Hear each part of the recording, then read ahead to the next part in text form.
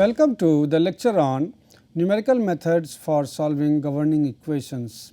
So, in the last lectures we talked about the different governing equations of fluid flow and heat transfer, and now we should go towards the modeling aspect, especially the numerical modeling which is normally carried out in the case of turn-based modeling.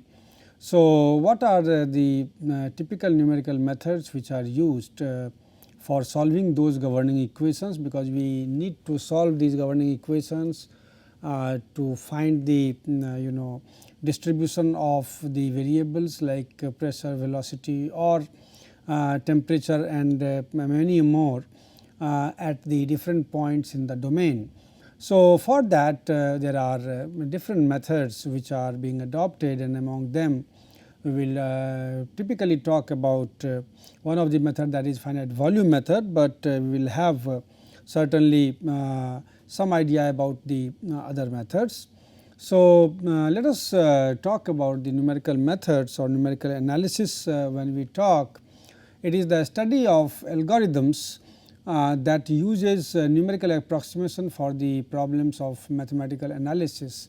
So, as we know that we are normally getting the problems expressed in the form of mathematical expressions, and now these expressions need to be solved. So, you have to approximate it numerically, and there are basically three types of different approaches which are most commonly used, and they are finite difference method, finite volume method and finite element method. Out of that, normally we use for the fluid flow and heat transfer applications, we use the finite volume method, especially in the domain of CFD, that is computational fluid dynamics, and even heat transfer. So, the finite difference method, which was the first method which was devised, that was that is still used, but then finite volume method has many advantages when we typically go for solving these fluid dynamics related problems. So, and then finite element is also used typically when you have these structural problems or related to deformations and all that. So, in those cases, in the case of metal forming or so, typically they are used these finite element methods, but not necessarily you can say that always only finite element methods should be used only on those areas. You can use even in the area of fluid mechanics and heat transfer also. So, the major advantage of the numerical analysis is that a numerical value can be obtained even when the problem has no analytical solution. So, the thing is that in many cases we are not likely to have the analytical solution, and in those cases we have to rely we have to go for the numerical approximation, and that is why the numerical analysis is being carried out. So, the finite difference methods, these are the numerical methods for approximating the solutions to differential equations using finite difference equations to approximate derivatives via truncated Taylor series.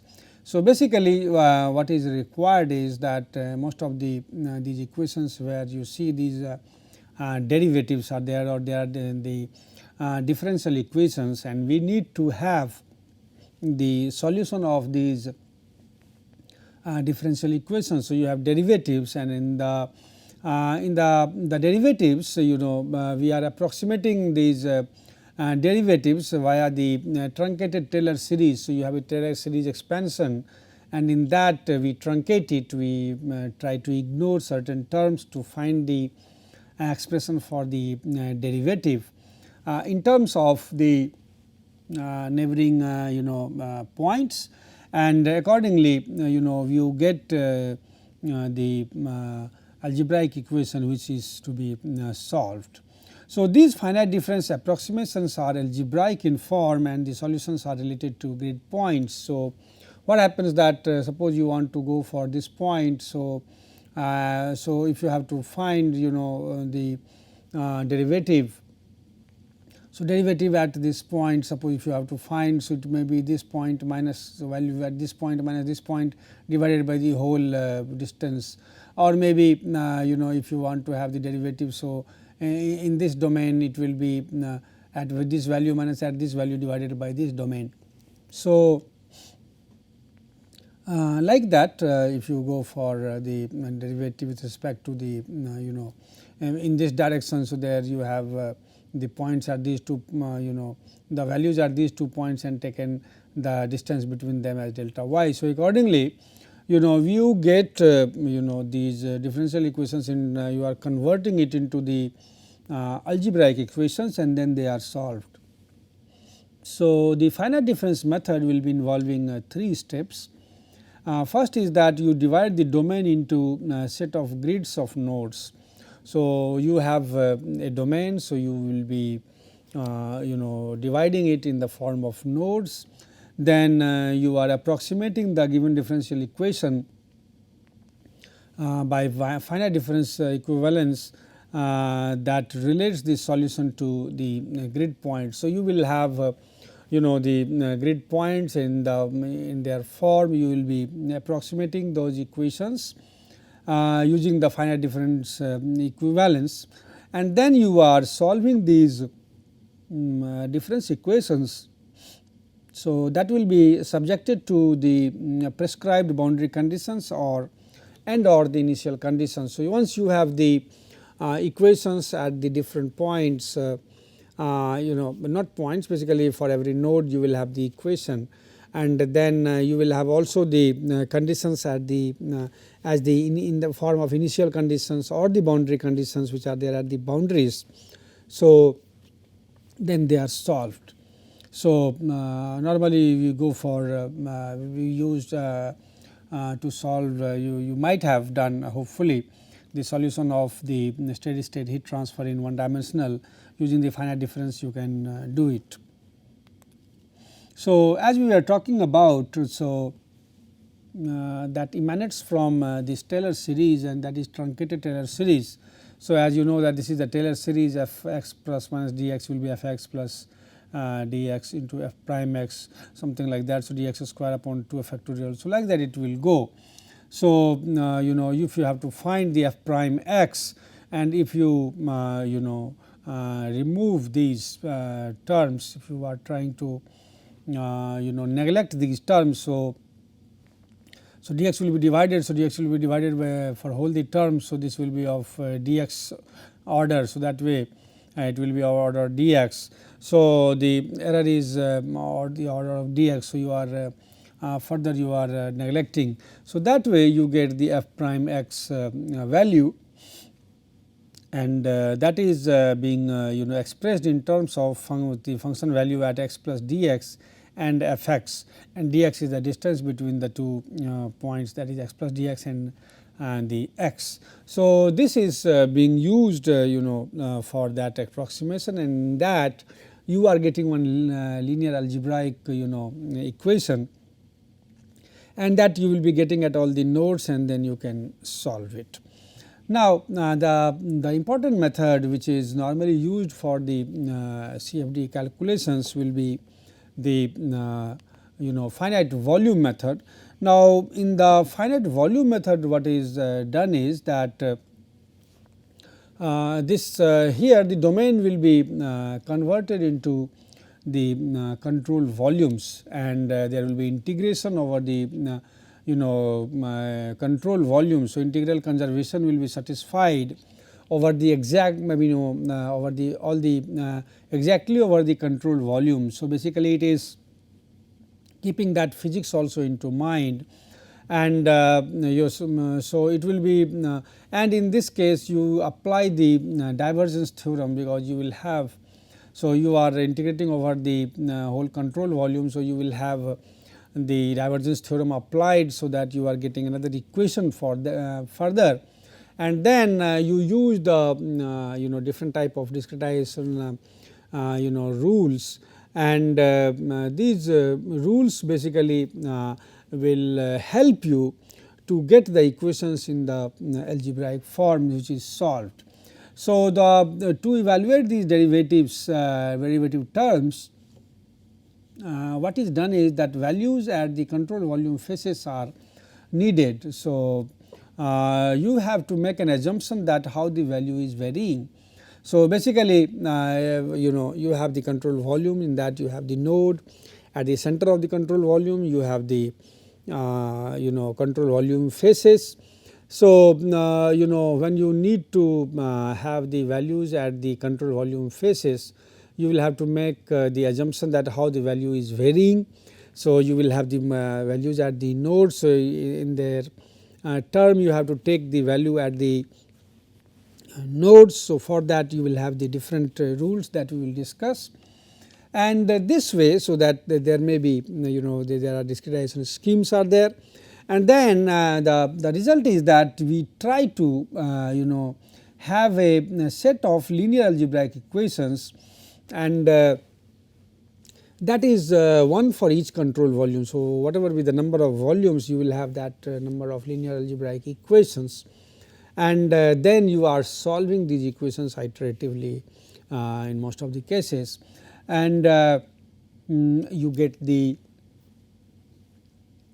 values at the different points of interest. Now, the advantage of finite volume method is that the integral conservation is satisfied exactly over the control volume. So, in those cases what you see that your conservation is satisfied over the control volume. So, as you see, this is a typical control volume. These are the nodes, the computational nodes, and this is the as you see, this is the boundary. So, and these are the so you will, once you find the control volumes, and you will have so this is typically a control volume, and this is the node as the boundaries. This is boundary nodes. So, basically you use the boundary conditions, and then accordingly you will have the equations at these points also. So, they will be helpful in solving the equation. So, you will have this is your solution domain, which is subdivided into number of small control volumes. Then the grid defines the boundaries of the control volume. Computational node will be lying at the center of the control volume, and all this that we have already seen. Now, what we see that how we have to know that how this control volume method works. So, because when we are taking a domain, in most of the cases we will be solving the problem in 2D or 3D, but just for understanding we will start with one dimensional problem and also the two dimensional problem. So, suppose we start with a simple problem of pure diffusion problem.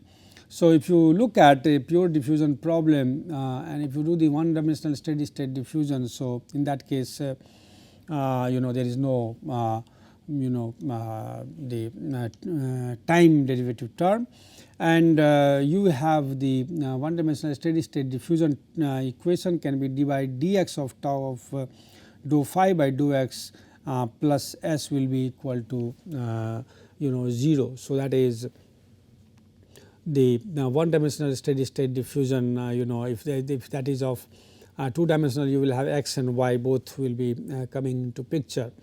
Now, what we do in these cases, as you see, first of all you have the domain. So, you are having the formation of control volumes. So, once you take these nodes, now surrounding these nodes you are finding the control volumes.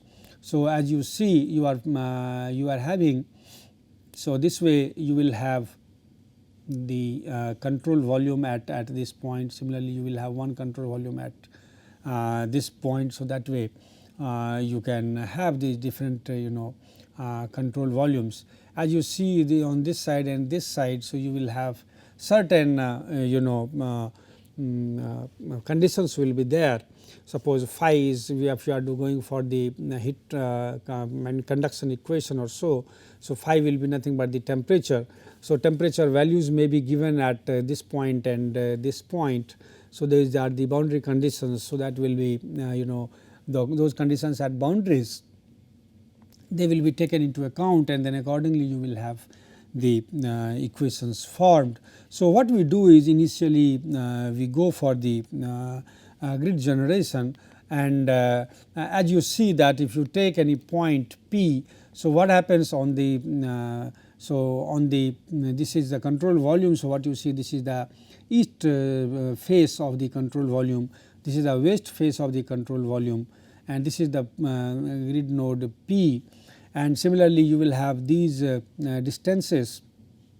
So, they will be represented by delta x WE. So, west to east surface, the small will be that surface denoting the surface.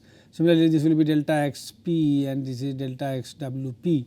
So, these are the distances, and this will be again the distance between the nodes P and the east node, and similarly between EP and the west node it will be delta x capital WP. So, you make these grids, and normally we the practice is that we make these control volumes near the edge of the domain in such a manner that the physical boundaries should be matching with the control volume boundaries. That is what you see, that here also if you make these boundaries. So, the control volume boundary will be making coming in here in the same line with this surface boundary. Now, after doing that, what we do is we do the discretization, and if you look at the equation. So, what we see that we get once you do the discretization, you get the equation in this form. Now, how we get the equations in this form? So, what we have seen, we saw that you have d by dx of tau d phi by dx plus s, it will be equal to 0. So, this is your equation. Now, if you go for the integration of over the control volume. So, what you do is you are doing the integrations, you do the integration over the control volume, that is delta V, and it will be d by dx of tau d phi by dx, and plus again, so this will be dV, and then again you have s dV. So, that will be also for the volume, you are doing the volume integration. Now, what happens that if you do that, so using that theorem you can write as so this will may be written as tau a d phi by dx, and similarly you will have and then this also you will have s dV. So, this will be for the area, and then you have s delta V. So, this way you that will be equal to 0. So, this will be 0, that seems to be accordingly you will have. What happens now if you integrate. So, first of all you will have the area term coming into picture, and then since it is integration, so you will have the value at the east face and then value at the west face. So, you will have basically this as delta V term will be coming later, and here you will have E minus, again you will have the term tau a d phi by dx, and that will be at the west face, and then you will have the term s delta V will be equal to 0. So, that way you are getting these values. So, you are converting them using the divergence theorem.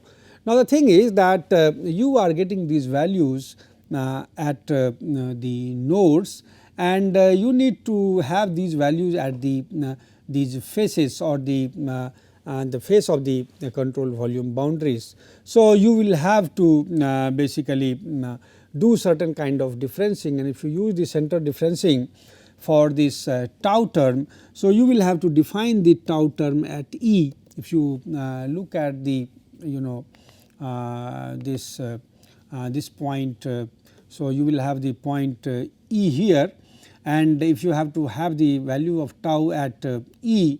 So, you can have it as the average of using central differentiation approach, you can have the average of at this point plus this point. So, you can have the this value that will be interpolating, linearly interpolating, we can have this value. So, tau E we can have the tau W plus tau E will be tau capital E plus tau P by 2, and similarly tau W, that is at the face, will be tau W plus tau P by 2.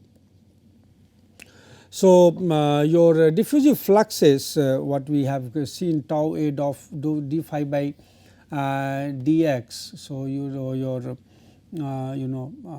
tau A d phi by dx at the stern face, it will be tau. So that is what it will be tau E. So, it will be tau E plus tau P by 2, that you can take it. Otherwise, you take these values at the face itself. So, you can have the tau E A E, and then you can have the d phi by dx. So, d phi by dx will be for the stern phase, it will be phi E minus phi P divided by delta x. So, that will be P E.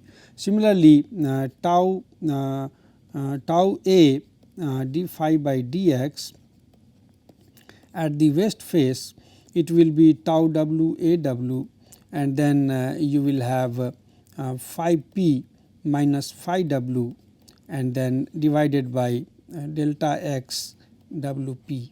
So, and also what we do that for the source term, what we do is we linearize it.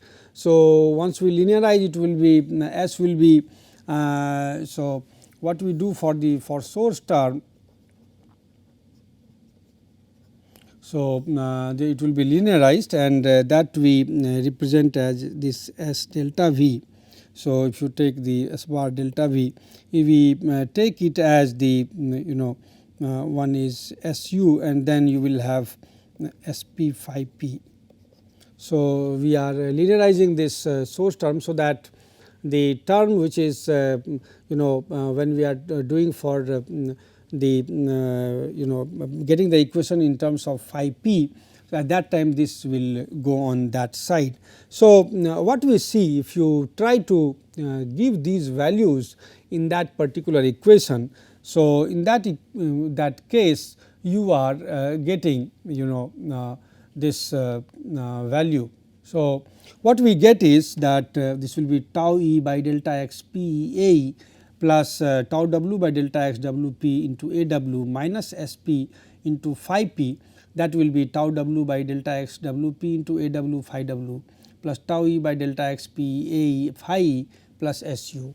What you see, so that can be that you can get if you go further. So, so that will be once you do that, so you will have so that can be even understood by writing these equations. So, what you got is tau E A E, and you have the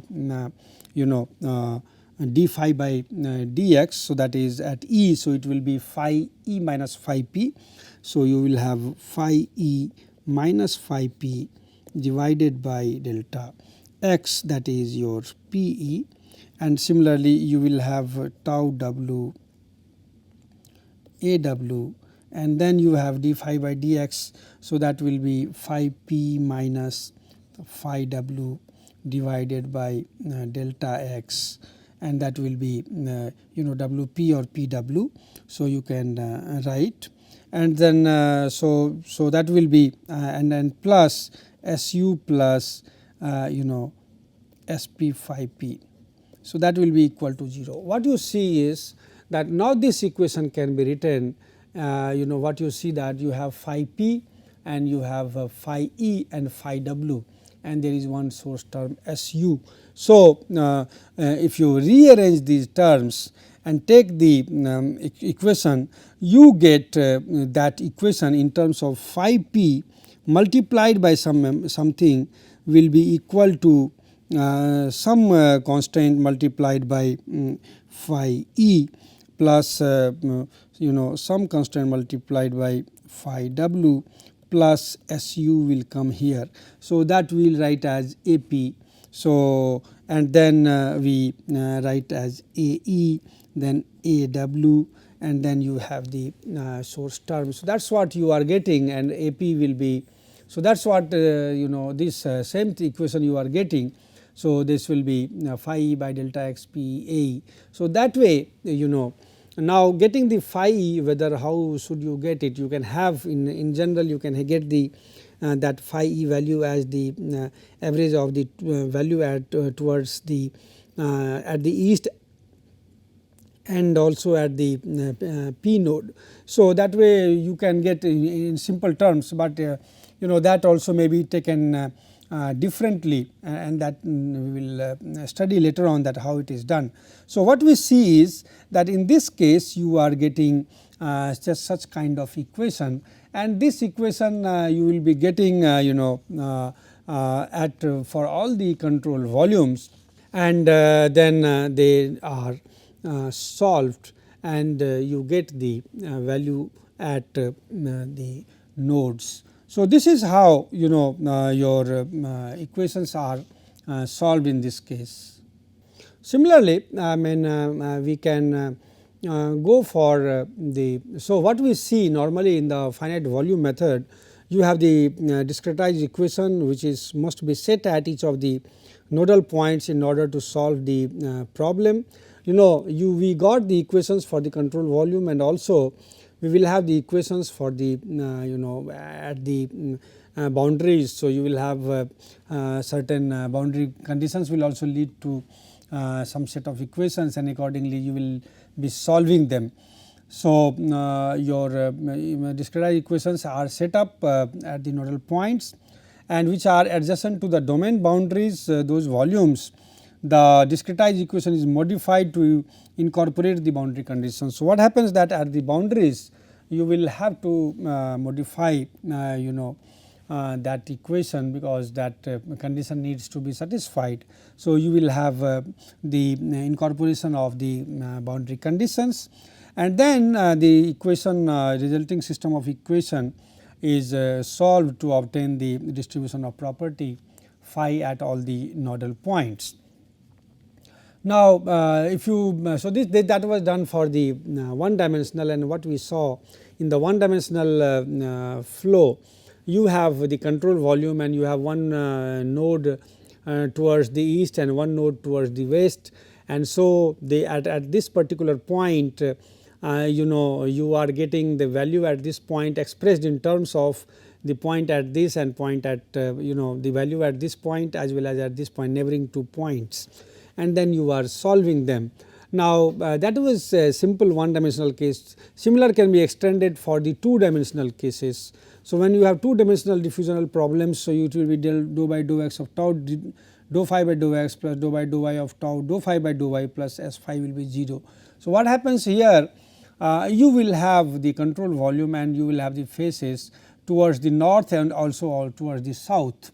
So, so what happens that in this case you get the value at the P point, it will be expressed in terms of west, east plus south plus north, and then plus the source term. So, same in the same way you will have the equation coming in this form, and this equation will be so you get these equations at all the nodes, you will be getting those equations, and these equations are solved, and you are getting. So, same thing applies for even the 3 dimensional problems where you have top and bottom also. So, you will have the 6 terms plus the source term will be coming, and that needs to be solved using the proper algorithm. So, there are many algorithms for solving these set of linear equations in those cases. So, this is about the finite difference and finite volume method typically. There are methods like finite element also, but we will be talking more about the finite volume methods in our study in the coming lectures. Thank you very much.